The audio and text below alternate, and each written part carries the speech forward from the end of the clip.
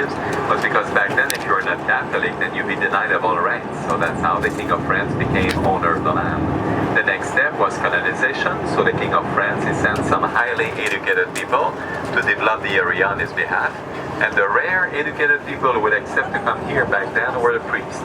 So the priests came here, they got the land for free, divided it in strips of land and sold it to the habitants. Habitant was the name given to people living in the countryside. So there were about 700 men who left France to come here and become farmers. But there were not too many ladies around here. So what the King of France did, he sent 700 orphan girls, known as les filles du roi. Those orphan girls came here, they met with those habitants, fell in love, got married, moved along the coast here. So they purchased a land, built a house, built a barn, got the animals, the crops. And where would they get their cheap labor to work on the land? Well, it was a long-term process called the children. And back then, the average of children per family were 10 to 12 children. Best example I can give you was my mom. My mother, she spent her childhood on a farm and she had 17 brothers and sisters. Only on my mother's side, I have over 100 cousins. The yearly question of my grandmother back then was not, are you pregnant, but when are you due? And for the King of France, it was important to see the population grow fast. So every time that your daughter would get married by 16 years old, or your son by 20 years old, then you would get a reward. If by 25 years old you were not married, then you could be denied of some rights, like hunting, for example, or you could be fined as well. Good thing this system isn't on anymore, would have cost me a few dollars. But this is exactly how they went on to populate this whole area here, following the system seigneurial, so, which is made of those strips of land. By the way, about the river here on your right,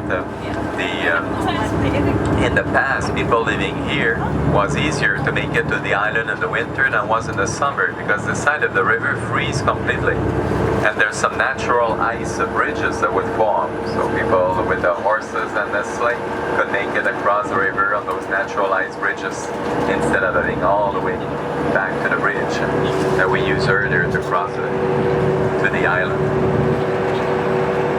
This is again the Mont Saint-Anne in front of you to the left. There's a golf course at the bottom of the mountain. What is coming up here on your left is pretty much what's left and what's best of the seigneurial system. So the land will go from the mountain to the old road on your left, and from the old road to the water that used to be right here.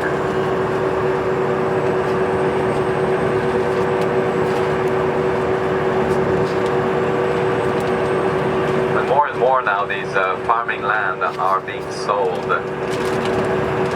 If you ask your children nowadays, you want to get up early and go and milk the cows, or you want to get up later and play in your iPad?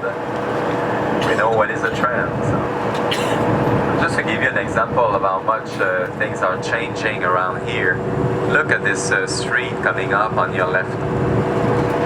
15 years ago, there was only one house on this street. Now there's over 100 homes now, all built within the last 15 years.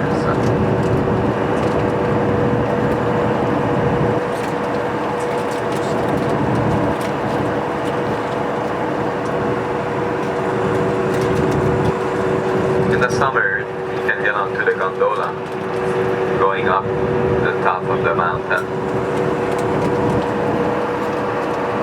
On your left it says Baker, that's a bed and breakfast place. They have great brunch on Sunday morning over there.